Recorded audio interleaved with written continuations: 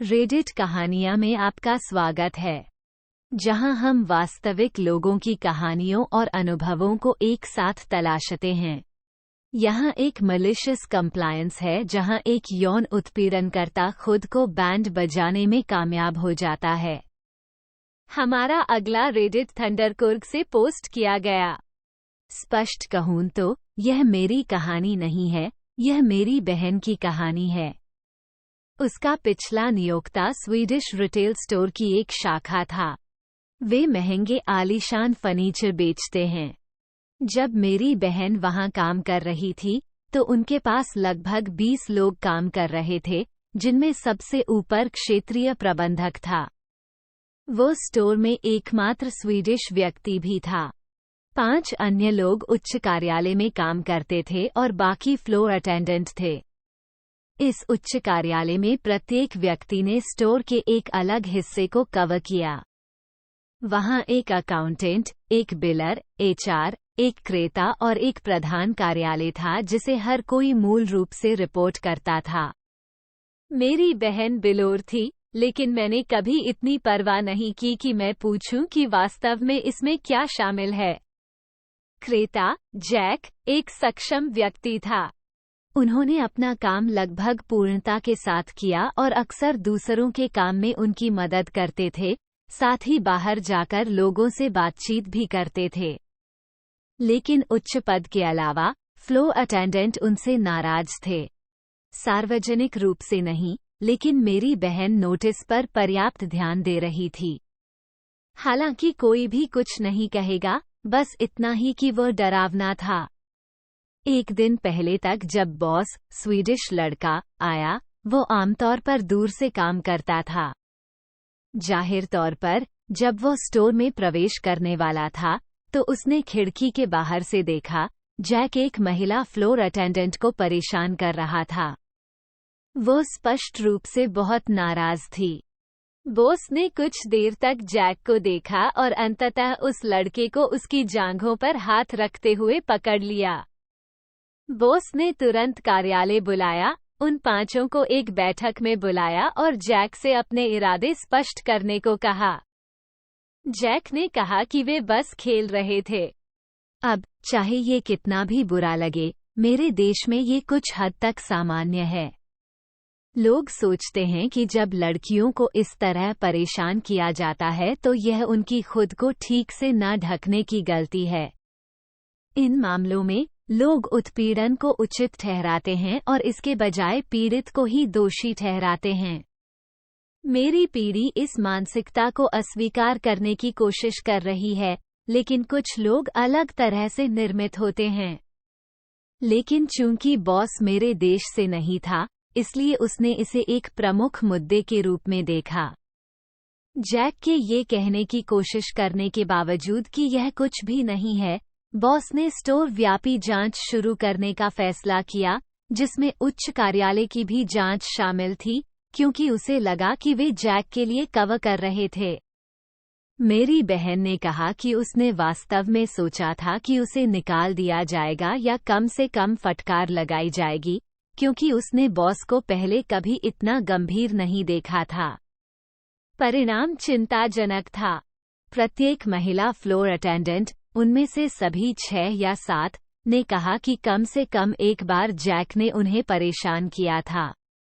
और उनमें से कुछ ने ये भी कहा कि उसने बिना सहमति के उन्हें छुआ। बॉस ने पूछा कि कोई आगे क्यों नहीं आया, और उन्होंने कहा कि वे शर्मिंदा हैं और उन्हें प्रतिशोध का डर है। फिर उन्होंने ये पता लगाने के लिए उच्च कार्यालय से पूछताछ की कि वे इस बात पर ध्यान देने में बहुत व्यस्त थे कि क्या हो रहा था। साथ ही, किसी ने कभी भी प्रतिशोध की धमकी नहीं दी। लोगों ने बस यह मान लिया कि ऐसा होगा क्योंकि मेरे देश में आमतौर पर ऐसा ही होता है। 1.5 सप्ताह के बाद एक और बैठक निर्धारित की गई और जैक को इस्तीफा देने या बर्खास्त करने का विकल्प दिया गया। उच्च कार्यालय में किसी अन्य के खिलाफ कोई कार्रवाई नहीं की गई, लेकिन उन्हें दृढ़ता से बताया गया कि इस तरह की उपेक्षा फिर कभी नहीं होगी। उस मुलाकात के दौरान भी जैक ने जोर देकर कहा कि उसने कुछ भी गलत नहीं किया है। उसने जांच की पूरी अवधि स्टोर में सभी से शिकायत करते हुए बिताई। इसमें वे लोग भी शामिल हैं जिन्हें उसने परेशान किया था कि बॉस जरूरत से ज्यादा प्रतिक्रिया दे रहा था। लोगों ने उसे बस गंदी नजर से देखा, लेकिन उसे कोई परवाह नहीं थी। 1-2 सप्ताह तक हालात शांत रहे। फिर ये दिलचस्प हो गया। एक दिन हेड ऑफिस की महिला को जैक का फोन आया। वो पूछ रहा था कि क्या वे उसके नए साक्षात्कारों के लिए उसका संदर्भ होंगे। इससे वो थोड़ा पीछे हट गई और उनसे पूछा, क्या आप हमें अपना संदर्भ बनाना चाहते हैं? हाँ, मेरा मानना है कि मैंने अपना काम इतनी अच्छी तरह से किया है कि आप लोग अच्छे शब्दों में कह सकें। और यह सच है, जैक बहुत कुशल था। वास्तव में उन्हें उसका प्रतिस्थापन ढूंढने में कठिनाई हुई। हेड ऑफिस की महिला ने पूछा, लेकिन जांच? ओह, हाँ, मुझे यकीन है कि ऐसा कुछ भी नहीं है। बस सच बताएं और मुझे यकीन है कि वे समझ जाएंगे। लेकिन देखो, मैं दोबारा नहीं पूछूंगा। अगर कोई फोन करे तो उसे सच बता दे। मुझे यकीन है कि यह कुछ भी नहीं है। जाहिर है, जैक को अब भी लगा कि अगर लोग इसके बारे में सुनेंगे तो वे उससे सहमत होंगे। जब तक जैक ने फोन रखा, हेड ऑफिस की महिला अभी भी हकला रही थी। किसी को नहीं पता था कि इस जानकारी का क्या किया जाए, इसलिए उन्होंने अपने स्वीडिश बॉस को सूचित किया। उन्होंने कहा, अगर जैक यही चाहता है तो ठीक है। अगले दिन से स्वीडिश बॉस हर दिन स्टोर में आएगा। उन्होंने सभी को ये भी निर्देश दिया कि यदि जैक के बारे में कोई कॉल आए तो उसे सीधे उन्हीं तक पहुंचाया जाए। जब आखिरकार कॉल आई तो पूरे कार्यालय ने काम करना बंद कर दिया ताकि वे कुछ सुन सकें।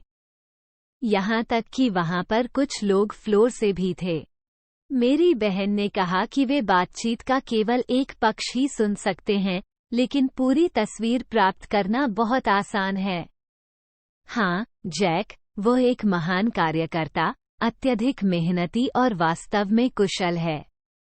किसी चीज के बारे में आपको चिंता करने की आवश्यकता होगी? ओह, ये सिर्फ एक घटना है जिसने हमें उसे जाने देने के अलावा कोई विकल्प नहीं दिया। मुझे यकीन है कि उसने आपको बताया होगा, लेकिन उसने हमारी एक महिला कर्मचारी की सहमति के बिना उस पर हाथ रखा। हाँ, बस उस एक बार, जब मैंने उसे वैसे भी पकड़ लिया था। हर दूसरा उदाहरण तब हुआ जब मैं आसपास नहीं था।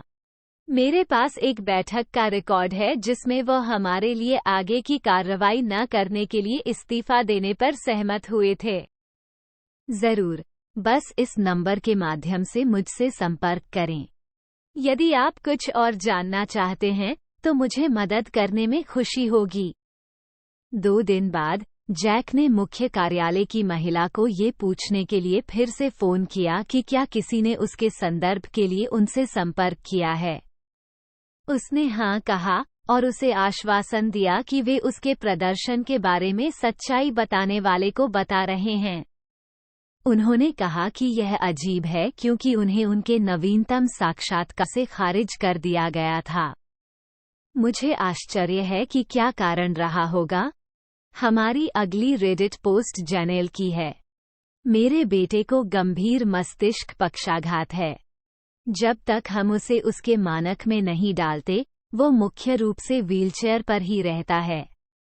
यह एक उपकरण है जिससे हम उसे बांध सकते हैं और उसे ऐसी स्थिति में झुका सकते हैं जिससे वो बैठने के बजाय खड़ा हो सके।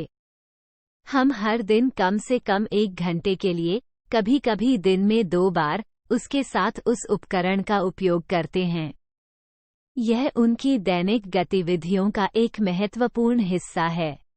खैर, क्योंकि हम उसके मानक का बहुत अधिक उपयोग करते हैं, सुरक्षा बेल्ट और हार्नेस दोनों खराब हो गए हैं।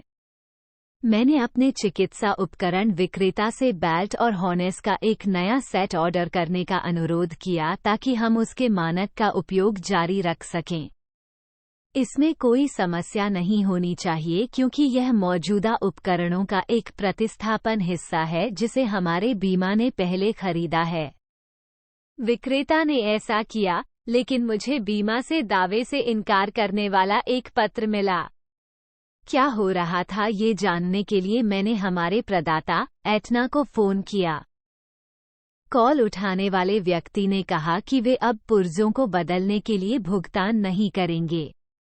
आगे रिकॉर्ड हिट बेल्ट $252 है और चेस्ट हार्नेस $175 है। इसे बदलने में मात्र $427 का खर्च आएगा, जबकि एक बिल्कुल नए मानक का ऑर्डर देने में कई $1000 खर्च होंगे। मैंने इस महिला के साथ बहस करते हुए 1 घंटा बिताया क्योंकि सुरक्षा उपकरण खराब हो गए थे और उनके बिना उनका उपयोग करना सुरक्षित नहीं था क्योंकि वो आसानी से इससे गिर जाएंगे। उसने सुझाव दिया कि मैं उनके लिए अपनी जेब से भुगतान करूं और फिर से उसने दोहराया कि नीति अब उपकरणों के प्रतिस्थापन भागों को कवर नहीं करती है। अंततः मेरे दिमाग में एक प्रकाश बल्ब जल उठा। मैंने पूछा कि अगर मुझे एक बिल्कुल नए मानक का ऑर्डर देना हो तो क्या मेरी पॉलिसी इसे कवर करेगी, और उसने हाँ कहा। तो मैंने बिल्कुल वैसा ही किया। मैंने बिल्कुल नए मानक के लिए अनुरोध दायर किया। विक्रेता के साथ अपनी नियुक्ति के समय मैंने उन्हें बताया कि एटना के साथ फोन पर क्या हुआ था। अपॉइंटमेंट पर चिकित्सक और विक्रेता के प्रतिनिधि दोनों जोर जोर से हंसने लगे। मेरे बेटे के पास अब मोटर चालित हाइड्रोलिक लिफ्टिंग सिस्टम, एक नई गतिविधि ट्रे और सभी सुरक्षा हार्नेस और बेल्ट के साथ एक नए लीक मानक के लिए एक लंबित ऑर्डर है, जिसमें इन सभी घंटियों और सीटियों के लिए लगभग $5900 का अतिरिक्त जांग समर्थन भी शामिल है। 3 दिन पहले मुझे उपकरण विक्रेता से फोन आया कि ऑर्डर स्वीकृत हो गया है और निर्माता से उपकरण का ऑर्डर दिया जा रहा है। धन्यवाद एटना। तो अब एटना को $425 के बजाय लगभग $6000 का भुगतान करना होगा। मैं श्राइनर अस्पताल को अन्य मानक दान करने की योजना बना रहा हूँ। उम्मीद है कि उनके किसी मरीज को इससे फायदा हो सकता है। हमारी अगली रेडिट पोस्ट फैरल की है। मैं बहुत समय पहले एक छोटे तकनीकी स्टार्टअप में काम कर रहा था। जब मैं विश्वविद्यालय से स्नातक छात्र के रूप में निकला था, पहले एक सॉफ्टवेयर इंजीनियर के रूप में। सबसे पहले कंपनी शानदार थी। मैं अनुसंधान एवं विकास विभाग में था और हम कुछ बेहतरीन चीजें बना रहे थे। फिर कंपनी संकट में पड़ गई और उसे झटका लगा। उन्होंने अनुसंधान और विकास में सबसे कम वेतन पाने वाले कर्मचारी, मुझे को छोड़कर बाकी सभी को नौकरी से निकाल दिया। फिर वे एक नए महाप्रबंधक को लाए जो कोई तकनीकी व्यक्ति नहीं था। इस बिंदु पर हमारे उत्पाद ने बहुत अच्छा काम किया, लेकिन बिक्री करने वाले लोग दुनिया को वादा करेंगे जबकि हम वास्तव में शायद आइसलैंड को प्रदान कर सकते हैं। मैं सुबह 9 या 10 बजे आता था और शाम 7 से 10 बजे के बीच खत्म करता था। इसके अलावा महीने में कम से कम 3 से 5 बार मुझे क्लाइंट के स्थान पर यात्रा करनी पड़ती थी। मुझे सुबह 9 बजे मीटिंग के लिए वहां पहुंचना था, इसलिए मैं सुबह 4 बजे निकल गया। सब कुछ ठीक था। मैंने काम पूरा कर लिया। सभी खुश थे। हमारे नए महाप्रबंधक को शामिल करें। उन्होंने कहा, मैंने देखा है कि आप पिछले कुछ हफ्तों में कई मौकों पर देर से आए। क्या चल रहा है? मैंने कहा, मैंने कभी भी प्रारंभ का समय निर्धारित नहीं किया है। मैं बस काम करता हूं और काम पूरा कर लेता हूं। मैं देर से नहीं आया हूं क्योंकि मेरे पास आधिकारिक शुरुआत का समय नहीं है। वो पागल है। आपका अनुबंध सुबह 8:30 बजे से शाम 5 बजे तक है, इसलिए मैं चाहता हूं कि आप 8:30 बजे तक मौजूद रहें। निश्चित बात है बॉस। दुर्भावनापूर्ण अनुपालन का संकेत दें। मैं हर दिन सुबह 8:30 बजे आता था और 5 बजे चला जाता था। परिणामस्वरूप मुझे बहुत कम काम करना पड़ता था। दोपहर के समय आने वाले ग्राहकों को भी मेरे आसपास काम करना पड़ता था। क्षमा करें, लेकिन मेरा प्रबंधक मुझे 8:30 से पहले जाने की अनुमति नहीं देता है, इसलिए मैं कुछ नहीं कर सकता। महाप्रबंधक ने मुझे ये कहते हुए अपने कार्यालय में खींच लिया कि उन्हें मेरे बारे में शिकायतें मिली हैं कि मैं ग्राहकों के लिए उपलब्ध नहीं हूँ। मैंने उससे कहा कि मुझे समझ नहीं आता क्यों। उन्होंने मुझसे 8:30 बजे काम शुरू करने को कहा और मैं वही कर रहा था।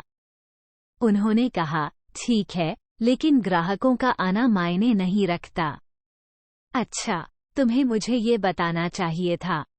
फिर उन्होंने शिकायत की कि पिछले कुछ महीनों में मेरी उत्पादकता कम हो गई है। तो ये बात पक्की। अब मैं प्रतिदिन 9-12 घंटे के बजाय केवल 8 घंटे काम कर रहा हूँ। और अंतिम परिणाम? उन्होंने मुझसे अपने पहले के निर्देशों को नज़रअंदाज करने और चीज़ें पहले जैसी हो गई वैसे ही वापस जाने के लिए कहा। मैंने उससे कहा कि मुझे एक नई नौकरी मिल गई है। यदि आपने इस वीडियो का आनंद लिया है, तो इसे लाइक करें, इसे अपने दोस्तों के साथ शेयर करें, और यदि आपने पहले से नहीं किया है तो सब्सक्राइब करना ना भूलें। आपका समर्थन मेरे लिए बहुत मायने रखता है। अगली बार तक अलविदा।